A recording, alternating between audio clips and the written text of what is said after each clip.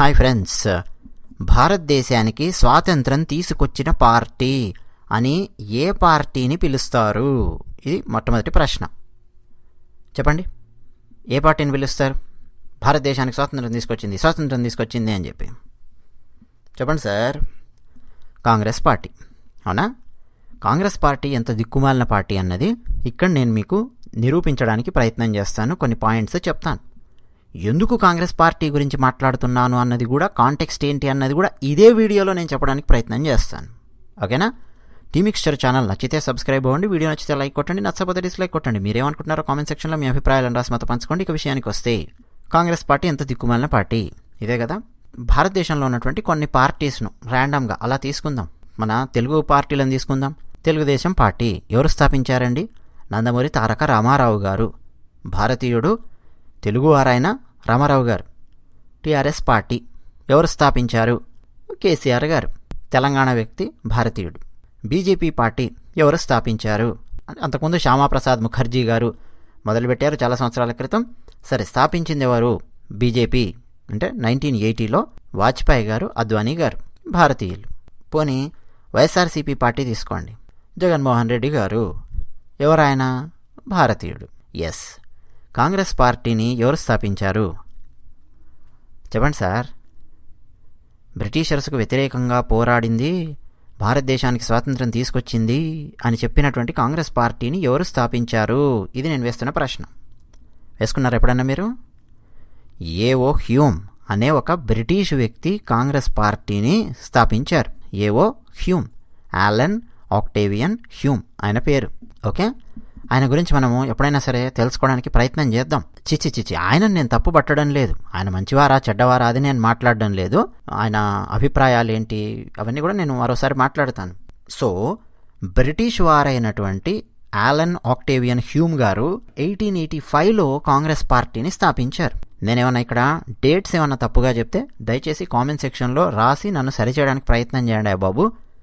నా దగ్గర స్క్రిప్ట్ ఉండదు నేను మాట్లాడేటప్పుడు, అందువల్ల పొరపాటున ఏమైనా డేట్ అటు ఇటు చెప్తే కామెంట్ సెక్షన్లో రాయండి. సో, 1885లో కాంగ్రెస్ పార్టీని ఏఓ హ్యూమ్ గారు స్థాపించారు. ఫాదర్ ఆఫ్ కాంగ్రెస్ పార్టీ, లేకపోతే founding of Indian national Congress ఎవరు అని అంటే ఈయన పేరే చెప్తారు. ఒక బ్రిటిషర్. ఓకే, సో బ్రిటిష్ వారి మీద పోరాడింది కాంగ్రెస్ పార్టీ, స్వాతంత్రం తెచ్చింది అని చెప్తాం. రెండో విషయం, ఇది అతి కీలకమైన విషయం. ఎవరు స్థాపించారు అన్నదానికంటే అతి కీలకమైనది ఇప్పుడు మాట్లాడబోయేది. ఎప్పుడైనా సరే అండి, ఒక పార్టీ పుట్టినప్పుడు ఆ పార్టీ యొక్క లక్ష్యం ఏమిటి అన్నది చెప్తారా లేదా? చెప్తారు కదా. కాంగ్రెస్ పార్టీ యొక్క లక్ష్యం ఏమిటి చెప్పండి. ఈ వీడియో మొట్టమొదటగా మనం ఏం ప్రశ్న వేసుకున్నాం? భారతదేశానికి స్వాతంత్రం తీసుకొచ్చింది అని చెప్పుకునే పార్టీ ఏది, లేదా భారతదేశానికి స్వాతంత్రం తీసుకొచ్చిన పార్టీ ఏది అంటే కాంగ్రెస్ పార్టీ అని చెప్పి సమాధానం వస్తుంది సమాజంలో. కాంగ్రెస్ పార్టీ మా లక్ష్యం భారతదేశానికి స్వాతంత్రం తీసుకురావడము. ఎన్ని సంవత్సరాల తర్వాత తమ లక్ష్యానికి చేరుకుంది అని చెప్పి నేను అనడం లేదు. తమ లక్ష్యము భారతదేశం యొక్క స్వాతంత్రమే గనక అయితే కాంగ్రెస్ పార్టీది, ఆ లక్ష్యాన్ని కాంగ్రెస్ పార్టీ పుట్టిన తర్వాత ఎప్పుడు ప్రకటించారు అంటున్నాను. మొదటి రోజా, రెండో రోజా, మొదటి సంవత్సరమా, రెండో సంవత్సరమా, ఎప్పుడు ప్రకటించారు అంటున్నాను. తెలుసా మీకు? చెప్తాను. తెలుగుదేశం పార్టీ పుట్టిందండి ఎప్పుడు? 1982 29th మార్చ్. పుట్టగానే ఆ తర్వాత సభ పెట్టారు, మాట్లాడారు ఇమ్మీడియట్గా. ఓకే, ఏం చెప్పారు? కాంగ్రెస్ పార్టీని గద్దె దింపడం మా లక్ష్యము. తెలుగువాడి ఆత్మ గౌరవాన్ని ఢిల్లీ వీధుల్లో తాకట్టు పెట్టే పరిస్థితికి దిగజార్చారు. తెలుగువాడి సత్తా ఏంటో మేము చూపిస్తాము. తెలుగువాడి ఆత్మ గౌరవమే మా పార్టీ యొక్క లక్ష్యము. అధికారంలోకి మేము వస్తాము, తెలుగువాడి ఆత్మగౌరవం ఎలా ఉంటుందో మేము చూపిస్తాం. లక్ష్యం అంటారు దీన్ని. ఆ లక్ష్యాన్ని నందమూరి తారక రామారావు గారు మొట్టమొదటి ప్రెస్ మీట్లోనే చెప్పారు. తర్వాత భారీ బహిరంగ సభ పెట్టి ఆయన తనదైన శైలిలో ఆయన మాట్లాడారు. ఓకేనా? 1982 మార్చ్ 29th పార్టీ పుట్టింది. 1983 9 నెలల్లో ఆయన సీఎం అయిపోయారు, లక్ష్యానికి చేరుకున్నారు. అంత వేగంగా లక్ష్యానికి చేరుకున్నటువంటి వాళ్ళు ఇక భారతదేశ చరిత్రలో ఎవరూ లేరు. రికార్డ్ అది. తర్వాత కేసీఆర్ గారు, ఆయన పార్టీ ఎప్పుడు పుట్టింది? TRS party. టీఆర్ఎస్ పార్టీ పేరే తెలంగాణ రాష్ట్ర సమితి. ఆయన లక్ష్యం ఏమిటి? అంతకుముందు తెలంగాణలో లాయర్లు అంటే వాళ్ళ సంఘాలు, రచయితలు అంటే వాళ్ళ సంఘాలు, జర్నలిస్టులు అంటే వాళ్ళ సంఘాలు, విద్యార్థులు అంటే వాళ్ళ సంఘాలు, రైతులు వాళ్ళ సంఘాలు, వీళ్ళందరూ కూడా మాకు తెలంగాణ కావాలి, మా నీళ్లు మాకు కావాలి, మా భాష చాలా చులకనకు గురవుతోంది, తెలంగాణ యొక్క ఆత్మగౌరవము ముఖ్యము అని చెప్పి మొదలుపెట్టారు. పెద్ద మనుషుల ఒప్పందం అని ఒకప్పుడు జరిగింది, దాన్ని తుంగలో తొక్కారు. సో మాకు ప్రత్యేక రాష్ట్రం కావాలి అని చెప్పి వీళ్ళందరూ మొదలుపెట్టారు. సరిగ్గా కేసీఆర్ గారు, సరే ఆయన ఎందుకు బయటకు వచ్చారు ఏంటి అనేది నేను ఇక్కడ మాట్లాడదలుచుకోలేదు, చంద్రబాబు నాయుడు గారితో ఏం గొడవ అయింది అవన్నీ కాదు. టీఆర్ఎస్ పార్టీ అని చెప్పి ఆయన ప్రకటించారు. ప్రకటించిన తర్వాత ఆయన లక్ష్యాన్ని వెంటనే చెప్పేశారు. ఏంటంటే ప్రత్యేక తెలంగాణ రాష్ట్రము అవతరించాలి, దానికోసం ఎన్నెన్నో సంఘాలు వీళ్ళందరూ పోరాడుతున్నారు, వాళ్లకు మద్దతుగా రాజకీయ పార్టీగా మేముంటాము, ఇది మా లక్ష్యము అని ప్రకటించారు. ఇమ్మీడియట్గా ప్రకటించారు. తర్వాత బీజేపీ పార్టీ వాళ్ళ లక్ష్యం ఏమిటి, ఏం ప్రకటించారు? 6 ఏప్రిల్ 1980 వాజ్పేయి గారు, ఎల్కే అద్వానీ గారు వారు ఫౌండర్సు. కాంగ్రెస్ను ఢీకొట్టి కాంగ్రెస్ను గద్దె దింపడము, భారతీయుని యొక్క ఆత్మగౌరవాన్ని చాటి చెప్పడము, ఇది వాళ్ళ యొక్క లక్ష్యం. సింపుల్గా 1 లైన్లో చెప్పాలి అంటే అందుకే భారతీయ జనతా పార్టీ అని చెప్పి దానికి పేరు పెట్టారు. మన సంస్కృతిని కాపాడాలి, ఒక పక్క దేశాన్ని అభివృద్ధి పదంలోకి తీసుకెళ్ళాలి. భారతీయుడు అంటే ఏంటి, ఆ మార్క్ కనిపించాలి ప్రపంచంలో. సింపుల్గా చెప్పాలంటే ఇది వాళ్ళ లక్ష్యము. ప్రస్తుతం మేము ఇద్దరమే ఉన్నాము, ఇద్దరి నుంచి మేము మొదలు పెడుతూ ఉన్నాము, మాతో ఎవరెవరైతే వచ్చి కలుస్తారో వాళ్ళందరినీ కలుపుకుంటూ వెళతాము అని చెప్పి ముందుకు దూసుకొని వెళ్ళారు. ఢీ కొట్టారా లేదా కాంగ్రెస్ను? ఢీ కొట్టారు. వైఎస్ఆర్సీపీ పార్టీ పుట్టింది. ఏం చెప్పారు వైఎస్ఆర్సీపీ పార్టీ పుట్టినప్పుడు? వైఎస్ జగన్మోహన్ రెడ్డి గారి లక్ష్యం ఏంటి? ముఖ్యమంత్రి అవ్వడం, అంతే కదా. ఒకవేళ ఆయన కాంగ్రెస్ పార్టీలో ఉన్నప్పుడే వైఎస్ రాజశేఖర రెడ్డి గారు మరణించినప్పుడు ఆయన ముఖ్యమంత్రిని చేసింటే జగన్ గారిని, అసలు వైఎస్ఆర్సీపీ అనే పార్టీయే పుట్టేది కాదు. చిన్నపిల్లోడిని అడిగినా చెప్తారు. ఆయనకు సీఎం సీట్ ఇవ్వాల, రోషయ్య గారికి ఇచ్చారు, కిరణ్ కుమార్ రెడ్డి గారికి ఇచ్చారు, ఏమేమైందో మీకు తెలుసు. సో నేను వైఎస్ఆర్సీపీ అనే పార్టీ పెడతాను, నేను ముఖ్యమంత్రిని అవుతాను అని చెప్పి ఆయన అనుకున్నాడు కదా. ఆయన లక్ష్యాన్ని వెంటనే ప్రకటించాడు. ఆయన పార్టీ పెట్టి పెట్టంగానే ఆయన లక్ష్యం అదే, మేము అధికారంలోకి వస్తాం, కాంగ్రెస్ను ఢీ కొడతాం, అవునా. ఆ తర్వాత కాంగ్రెస్ పని అయిపోయింది, ఆంధ్రప్రదేశ్లో టీడీపీ ఉంటే టీడీపీని ఢీ కొడతామన్నాడు, సీఎం అయ్యాడు ఆయన. ఓకే, కాంగ్రెస్ పార్టీ దగ్గరకు వద్దాం మళ్ళా. 1885లో ఏఓ హ్యూమ్ కాంగ్రెస్ పార్టీని స్థాపించారు. వారిని నేనేమనడం లేదు. ఆ తర్వాత ఎందరో వచ్చారు, అధ్యక్షులు మారుతున్నారు, ఇవన్నీ అయ్యాయి కదా. బ్రిటిష్ వారికి వ్యతిరేకంగా పోరాటి భారతదేశానికి స్వాతంత్రం తీసుకొచ్చాను అని చెప్తున్నటువంటి కాంగ్రెస్ పార్టీ, మాకు బ్రిటిషర్స్ నుంచి విముక్తి కావాలి, భారతదేశానికి బ్రిటిషర్స్ నుంచి సంపూర్ణంగా స్వతంత్రం కావాలి అని చెప్పి ఎప్పుడు మాట్లాడారండి? సంపూర్ణంగా అనే పదం చాలా చాలా కీలకమైన పదం. ఓకే, అసలు సంపూర్ణంగా పక్కన పెట్టండి. అసలు మమ్మల్ని మేం పరిపాలించుకుంటాము, నువ్వెవడరా మమ్మల్ని పరిపాలించడానికి, గెట్ లాస్ట్ అన్న తీర్మానాన్ని ఎప్పుడు ప్రకటించింది కాంగ్రెస్ పార్టీ తెలుసా మీకు? 1920లో ప్రకటించారండి. ఎక్కడ 1885 కాంగ్రెస్ పార్టీ పుట్టింది, ఎక్కడ 1920? 35 సంవత్సరాల తర్వాత ప్రకటించారు. 35 సంవత్సరాల వరకు అసలు కాంగ్రెస్ పార్టీ నుంచి తీర్మానం లేనే లేదండి భారతదేశానికి స్వాతంత్రం కావాలని. 4th సెప్టెంబర్ 1920 ఇంకా చెప్పాలంటే. ఆ 1920లో కూడా 8 నెలలు గడిచిపోయిన తర్వాత 4th సెప్టెంబర్. ఆ 1919 ఏప్రిల్ 13 జలియన్ వాలాబాగ్ సంఘటన జరిగింది. ఆ సంఘటన జరిగిన 17 నెలల తర్వాత కాంగ్రెస్ పార్టీ నిర్ణయం ఏంటంటే భారతదేశానికి స్వాతంత్రం కావాలి, ఇదన్నమాట. కాంగ్రెస్ పార్టీ ఎంత మన్నుదిన్న పాములాగా పనిచేస్తుందో, ఎంత నిద్రపోతూ మత్తులో జోగుతూ పనిచేస్తుందో, పక్కనున్న వాళ్ళు వేరే వాళ్ళందరూ కష్టపడి పనిచేస్తుంటే వాటన్నింటినీ తన అకౌంట్లోకి వేసుకోవడానికి ఎలా ప్రయత్నం చేస్తుంటుందో చెప్పడానికి చిన్న ఉదాహరణ ఇది. 35 సంవత్సరాలు అయ్యింది పార్టీ పుట్టిన తర్వాత భారతదేశానికి స్వాతంత్రం కావాలి అన్న తీర్మానమే చేయలేదండి పార్టీ. అప్పటి వరకే ఏం జరిగింది భారతదేశంలో? బ్రిటిష్ వారు ఎన్ని వందల సంవత్సరాల నుంచి మనల్ని పరిపాలిస్తున్నారు. 1855లో సంతాలీ యోధుల పోరాటం జరిగిందండి. సిద్ధు ముర్ము, కాన్హూ ముర్ము వాళ్ళ యొక్క పోరాటము. సంతాలీలు అంటే ఎవరో కాదండి, ప్రస్తుతం ద్రౌపది ముర్ము గారు ఉన్నారే రాష్ట్రపతి. ఆ రాష్ట్రపతి గారు ఆ ఆదివాసీల తెగకు చెందిన వ్యక్తే ఆమె. 1855లోనే పోరాడారండి గిరిజనులు బ్రిటిషర్స్కు వ్యతిరేకంగా.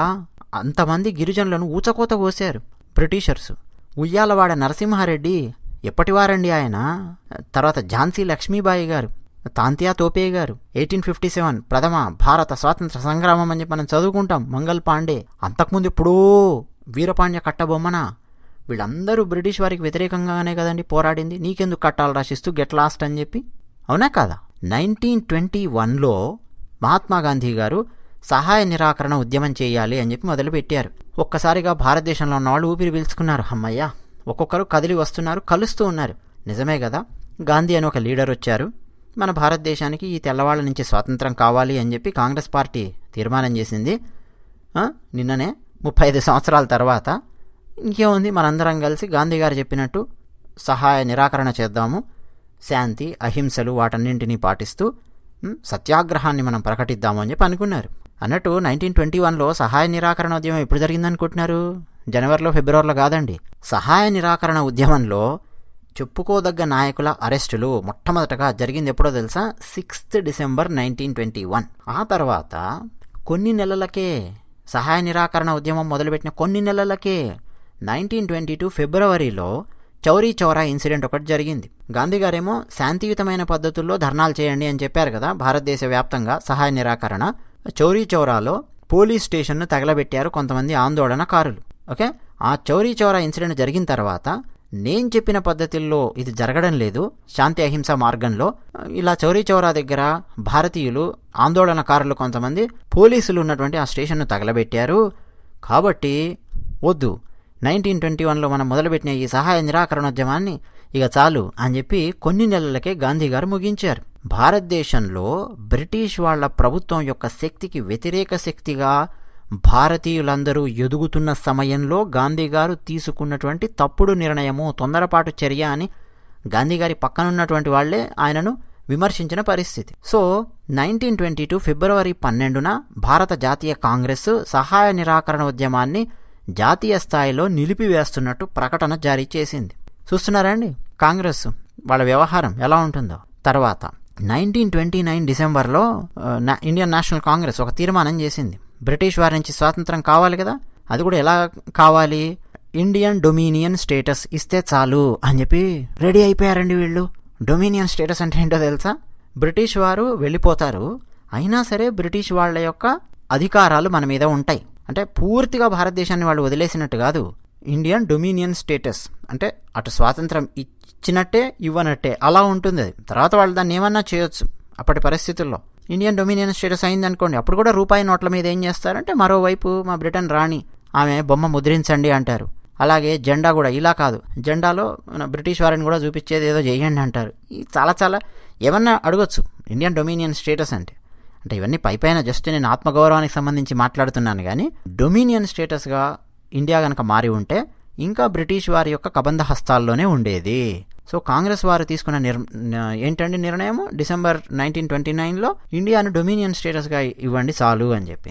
ఆ సమయంలో అప్పటికే భువ్వెత్తున ఎగిసిపడుతున్నటువంటి విప్లవ జ్వాల భగత్ సింగ్, ఆజాద్ చంద్రశేఖర్ గారు పూర్ణ స్వరాజ్ అని చెప్పి మొదలుపెట్టారు. స్వరాజ్యం అంటే ఇండియన్ డొమినియన్ స్టేటస్ అలా ఇలా కాదు, పూర్ణ స్వరాజ్ కావాలి, సంపూర్ణమైన స్వాతంత్రం కావాలి భారతదేశానికి. బ్రిటిష్ వాళ్ళు కంప్లీట్గా వెళ్ళిపోవాలి ఇక్కడి నుంచి, సంపూర్ణంగా భారతీయులే భారతదేశాన్ని పరిపాలించుకోవాలి అని పూర్ణ స్వరాజ్ కావాలని చెప్పి మొదలుపెట్టారు భగత్ సింగ్, ఆజాద్ చంద్రశేఖర్. యూత్లో ఫుల్ ఫాలోయింగ్ రావడం మొదలయ్యింది. సోషల్ మీడియా లేదు, ఈ స్థాయిలో ఛానల్స్ లేవు, ఏమీ లేవు.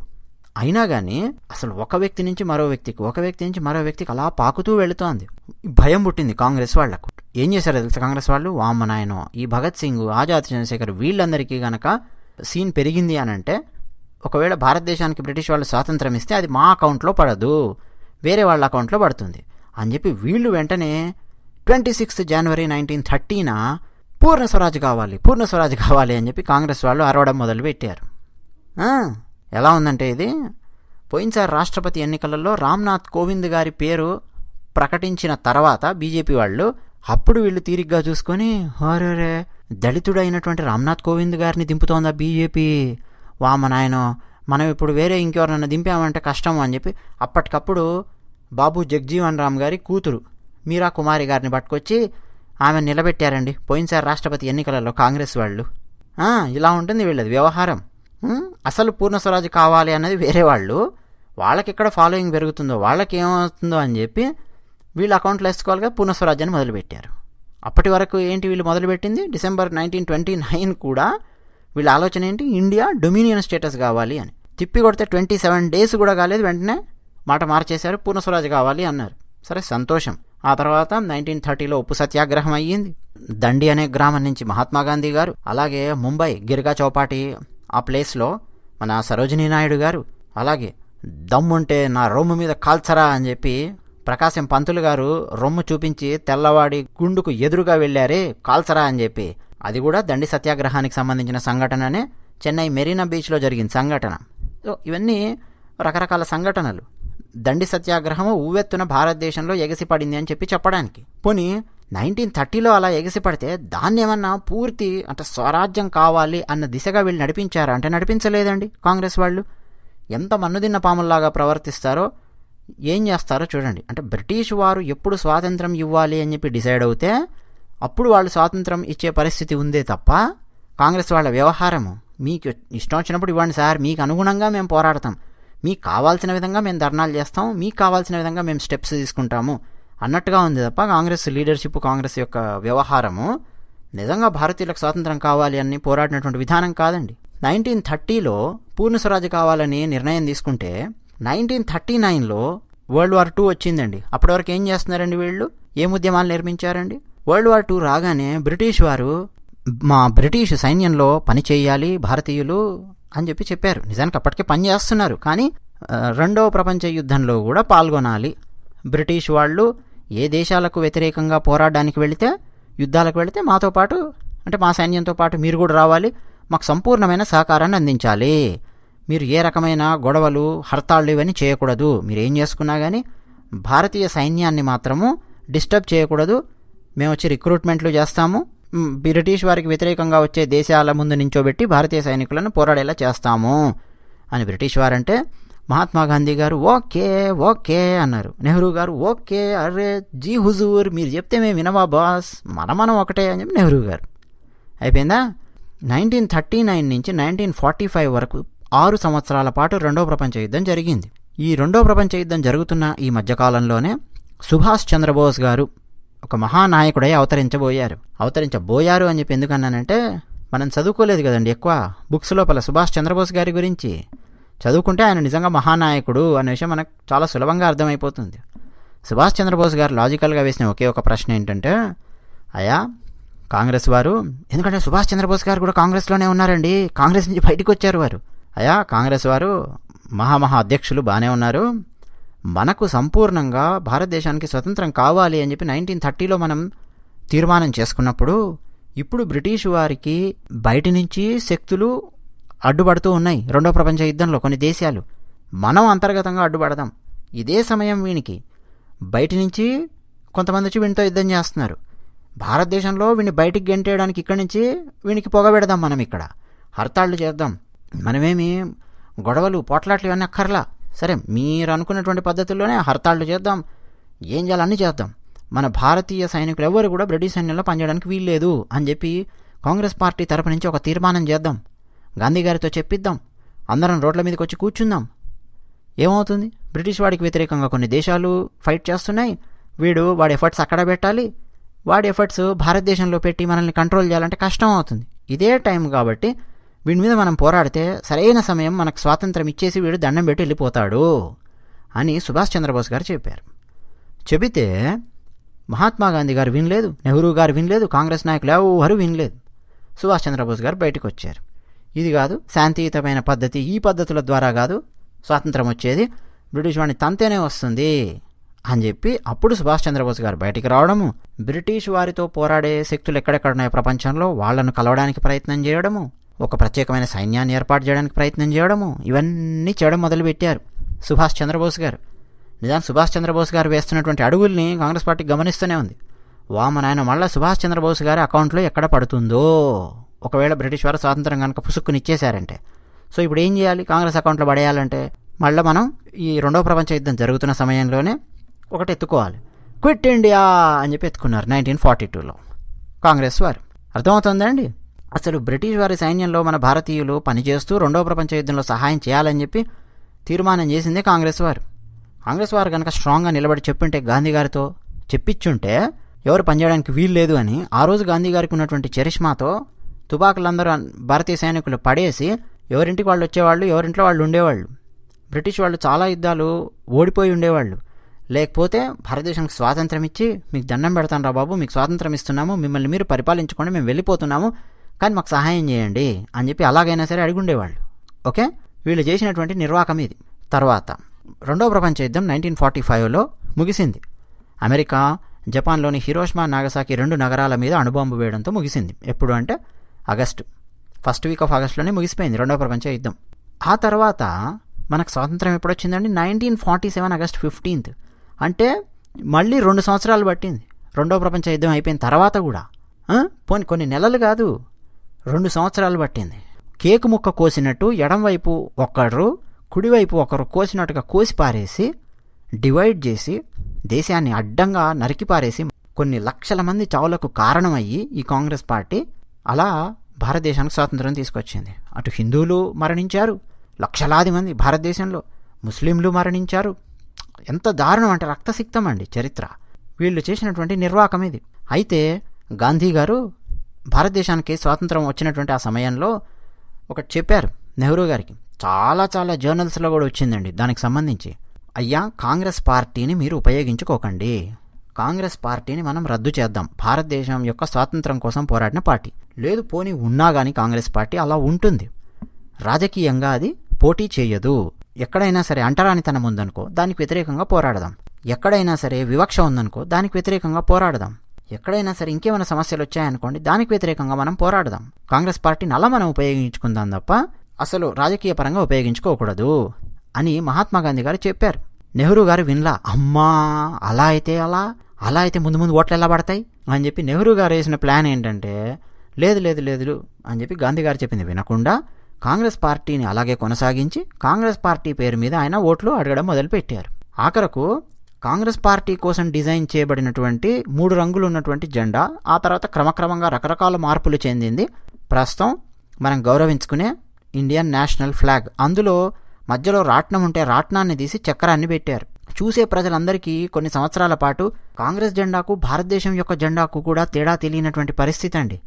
అంతకుముందు రాట్నం ఉండేది, అందులో చక్రము, ఇప్పుడు చక్రం పెట్టారు, అశోక చక్రం తీసి. తెలీదు చాలామంది ప్రజలకు ఏంటంటే అయ్యో ఇదే పార్టీ అదే పార్టీ అలాగే ఉంది తప్ప అసలు భారతదేశానికి స్వాతంత్రం వచ్చాక కాంగ్రెస్ పార్టీ ఏం చేస్తుంది అని ఆలోచించలేనటువంటి పరిస్థితుల్లో ఉండిపోయారు.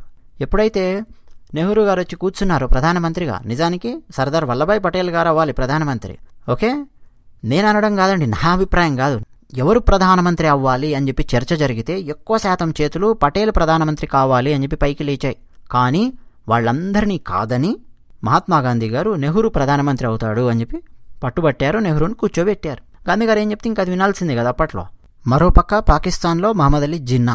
ఓకే, ఆ తర్వాత ఇంకా ఏం జరిగింది మన భారతదేశంలో అంటే నెహ్రూ గారు వచ్చిన తర్వాత గాంధీ నెహ్రూ మొత్తం వీళ్ళిద్దరి పేర్లకే ఫుల్ హైప్ ఇవ్వడం. మహాత్మా గాంధీ గారికి హైప్ ఇవ్వడంలో నాకేం అభ్యంతరం లేదండి, దట్ ఈజ్ ఓకే. కానీ నెహ్రూ గారికి కూడా ఫుల్ హైప్ ఇవ్వడము, వీళ్ళిద్దరిని ఎక్కువగా ప్రొజెక్ట్ చేసేలాగా నెహ్రూ గారి ప్రభుత్వము కాంగ్రెస్ వారు వాళ్ళందరూ చూసుకున్నారండి. సంవత్సరాల తరబడి కాంగ్రెస్సే స్వాతంత్రం ఇప్పించి గాంధీ నెహ్రూ పోరాడారు, జైలుకి వెళ్ళారు, కాంగ్రెస్ స్వాతంత్రం ఇప్పించింది. ఇదే ఫుల్ రేడియోలలో వచ్చే పాటల ద్వారా, సినిమాలలో వచ్చే పాటలలో ఫుల్ అండి.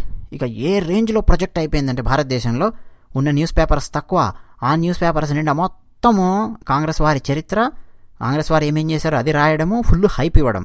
అకాడమీ పుస్తకాలలో వీళ్ళకి సంబంధించిన చరిత్రనే, కాంగ్రెస్ పార్టీ యొక్క చరిత్రనే భారతదేశ స్వాతంత్ర పోరాట చరిత్రగా మనకు చూపించారు. అందువల్ల గాంధీ నెహ్రూ గారు తప్ప స్వాతంత్ర పోరాటం అనగానే మిగతా వాళ్ళు ఎవరో టక్కున గుర్తురానటువంటి పరిస్థితి సంవత్సరాల తరబడి.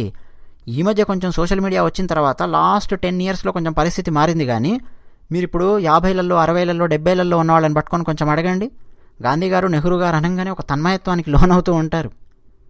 నేను మాట్లాడుతున్నా కదా, మా ఇంట్లో కూడా పెద్దవాళ్ళు, మా నాన్నగారు, మా తాతగారు వీళ్ళందరూ ఉన్నారనుకోండి, వాళ్ళు కూడా ఆహా నెహ్రూ గారు అక్కడితో ఆగలేదండి, ఇందిరమ్మ అక్కడితో ఆగలేదండి, రాజీవ్ అయ్య అక్కడితో ఆగలేదండి, ఇప్పుడు సోనియమ్మ అక్కడితో ఆగలేదండి, ఇప్పుడు రాహుల్ గాంధీ. చూస్తున్నాం మనం. ఇక వాళ్ళే ఆ కుటుంబానికి సంబంధించిన వాళ్ళే వచ్చే వరకు వాళ్ళ చరిత్ర ప్రొజెక్ట్ చేయడము, వాళ్ళ పోరాటాలే భారత స్వాతంత్ర పోరాటంగా అభివర్ణించడం. పోరాడలేదని చెప్పి నేను అన్నట్లా, ఎలా పోరాడారో ఇప్పుడే నేను మీకు చెప్పాను. పార్టీ పుట్టిన 35 సంవత్సరాల వరకు భారతదేశానికి స్వాతంత్రం కావాలి అని చెప్పి ఆన్ బిహాఫ్ ఆఫ్ పార్టీ ఒక స్టేట్మెంట్ ఇవ్వనటువంటి పరిస్థితి కాంగ్రెస్ పార్టీ వారిది, నిర్ణయం తీసుకున్నటువంటి పరిస్థితి. సెకండ్ వరల్డ్ వార్లో సహాయం చేయాలి అని చెప్పి నిర్ణయాలు తీసుకుంటారు. తర్వాత సెకండ్ వరల్డ్ వార్ అయిపోయిన తర్వాత అన్న స్వాతంత్రం వస్తుందంటే రాదు, 2 ఏళ్ళు పట్టింది. 6 ఏళ్ల తర్వాత కూడా ఎట్లా డివైడ్ చేశారంటే కేకు ముక్క కోసినట్టు కోసి పారేసి భారతదేశాన్ని ఈ పరిస్థితికి తీసుకొచ్చారు. ఇక నెహ్రూ గారు వచ్చిన తర్వాత భగత్ సింగ్ చరిత్ర ఎగిరిపోయింది పుస్తకాల్లో, సుఖ్దేవ్ చరిత్ర ఎగిరిపోయింది, రాజ్గురు చరిత్ర ఎగిరిపోయింది, రామ్ ప్రసాద్ బిస్మిల్ గారి చరిత్ర ఎగిరిపోయింది, బెంగాలీ జతిన్ దాస్ ఆయన చరిత్ర ఎగిరిపోయింది. అంతకుముందే అండి వీరపాండ్య కట్టబొమ్మన ఎప్పుడండి వీళ్ళందరికంటే చాలా ముందు ఆయన చరిత్ర ఎగిరిపోయింది. కేరళ పళస్సి రాజా ఏం పోరాట యోధుడండి, ఆయన చరిత్ర ఎగిరిపోయింది.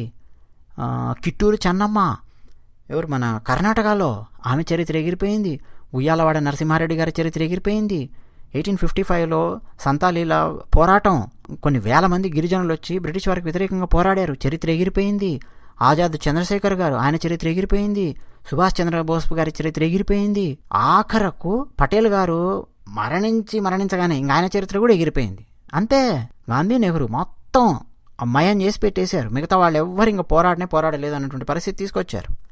గాంధీ గారి మీద నాకేం పెద్ద కోపము లేదు, ఏం అభ్యంతరాలు లేవు, కానీ పరిస్థితి ఎలా తీసుకొచ్చారు ఈ కాంగ్రెస్ వారు అనేది చెప్తున్నాను. ఆ పార్టీని అలాగే కొనసాగించడము, మన్నుదిన్న పాముల్లాగా పనిచేయడము. 1885లో పార్టీ పుడుతుందంట, 1920లో వీళ్ళు ప్రకటిస్తారు భారతదేశం స్వాతంత్రం కావాలి పోరాడదాం కానీ అని చెప్పి. 35 ఏళ్ళ నుంచి ఏం చేస్తున్నారండి వీళ్ళు? పోనీ ఆ తర్వాత కూడా ఏం చేశారు? 1921లో సహాయ నిరాకరణ అంటారు, దెబ్బకు 22లో చౌరీ చౌరా అని ఒక సంఘటన జరగగానే మూసేశారు, దుకాణం బంద్ చేసినట్టు బంద్ చేశారు. అసలు ఆ చౌరీ చౌరా సంఘటన మూసేసిన తర్వాత కూడా అసలు ఎన్ని రెస్ట్రిక్షన్స్ వచ్చాయి తెలుసా అండి భారతదేశంలో. ఈ కాంగ్రెస్ వాళ్ళు చేసినటువంటి ఈ పనికిమాలిన చర్య వల్ల అసలు ఆ పోరాటాన్ని అలాగే ముందుకు తీసుకెళ్ళుంటే కొన్ని నెలల్లోనే భారతదేశానికి స్వాతంత్రం వచ్చేదండి. అప్పుడు 1922లోనే వచ్చేది భారతదేశానికి స్వాతంత్రం.